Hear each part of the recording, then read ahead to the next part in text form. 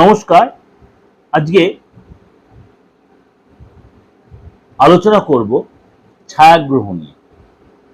আজকে আলোচনা করব ছায়াগ্রহ নিয়ে। আমাদের ছায়াগ্রহ হচ্ছে দুটো গ্রহ, আপনারা সবাই কম বেশি জানেন, রাহু আর কেতু।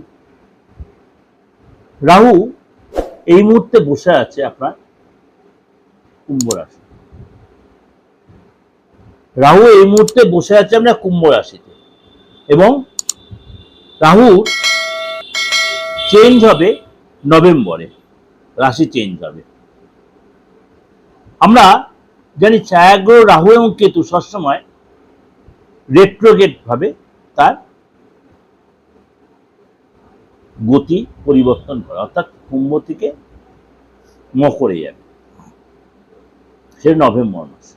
কিন্তু নক্ষত্র রয়েছে শতভিষা নক্ষত্র। রাহু তার শতভিষা নিজের নক্ষত্রেই রয়েছে।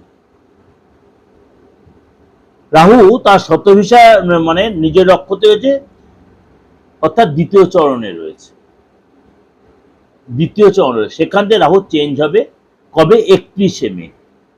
31শে মে রাহু তার দ্বিতীয় চরণ থেকে চেঞ্জ করে প্রথম চরণে, অর্থাৎ রাহু যেহেতু রেট্রোগেট ভাবে চলছে, অর্থাৎ বিপরীতমুখী হয়, বক্রী ভাবে।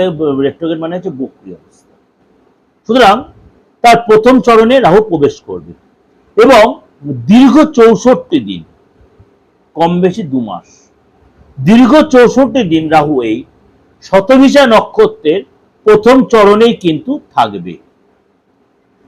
এই যে রাহু তার প্রথম চরণে দীর্ঘ 64 দিন থাকবে, আপনার রাশির ক্ষেত্রে কি প্রভাব বিস্তার?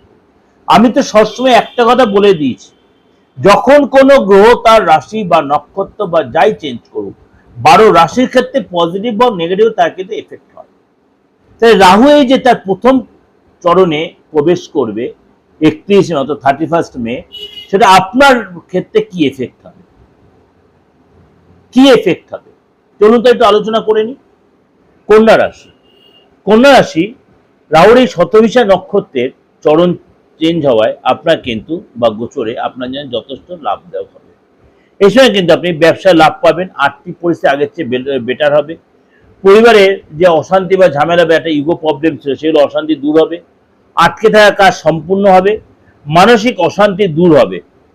শরীর স্বাস্থ্য আগের চেয়ে বেটার হবে। কিন্তু এ সময় কথাবার্তায় সংযত থাকবেন। মুখের ভাষা আপনার চেঞ্জ হবে। মুখের ভাষা দেখবেন আপনার কড়া ভাষা বা কর্কশ ভাষা হয়ে যাবে, লোকে হয়তো হাট করে কথা বলতে পারে, সেগুলো কন্ট্রোল রাখবেন। কোনো আইনি ঝামেলা এড়িয়ে চলবেন, তর্ক বিতর্ক এড়িয়ে চলবেন, মাথা ঠান্ডা রাখবেন। এবং এই সময় কিন্তু ঘুম অবশ্যই প্রয়োজন আপনার। জীবন সঙ্গীর সঙ্গে যে অশান্তি চলছিল, মিসআন্ডারস্ট্যান্ডিং অনেকটা মিটে যাবে। হয়তো আপনার দীর্ঘদিন কোনো প্ল্যান করছিলেন, সেই প্ল্যান সাকসেস হবে। কিছু কিছু ক্ষেত্রে অর্থ একটু আপনার খরচ হবে, কিন্তু অর্থ আসবেও আপনার। মার্কেটে যে অর্থ আপনার পড়েছিল, সেই অর্থ পাওয়ার জন্য আপনার অনেক কিছু নক করতে হবে। হয়তো কোনো তর্ক বিতর্কে আপনি জড়িয়ে পড়তে পারেন। যেই কাজটা করবেন সেই কাজে অবশ্যই কনসেন্ট্রেট করবেন, নাহলে সেখানে আপনার পানিশড হতে পারে। অফিসে বা কাজের যে এখন নেগলিজেন্সি করবেন না, সেটা ভুল হবে। এগুলো একটু মেনটেন করে চলবেন, অনেকাংশে আপনি লাভ তুলতে পারবেন। এবং এই সময় কিন্তু আপনার ব্যবসায় উন্নতি হবে, আর্থিক লাভ হবে, একাধিক ওয়েতে অর্থ লাভ হবে। ব্যবসায় যে ক্লায়েন্টগুলো ফিরে গেছিল, সেই ব্যবসা আবার ফিরে আসবে। চেষ্টা করবেন আপনার ধার দেনা একটু কম দিতে, ধার কম দিতে, সেই টাকা রিকভারি করতে আপনার কিন্তু একটু ফ্যাক্টর হতে পারে। যে যদি দেখছেন কোনো ফ্যাক্টর হচ্ছে, বিশেষ করে নেগেটিভ, আপনি আসছে ভরসা করেন, বিশ্বাস করেন, কারোর সাথে কনসাল্ট করবে, প্রপার গাইড দেবে, প্রপার রেমেডি দেবে, আপনি সেখান থেকে অনেকটাই রিকভারি করতে পারবেন।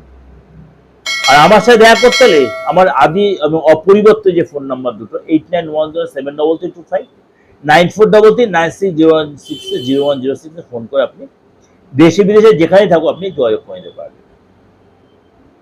ভালো থাকবেন, নমস্কার।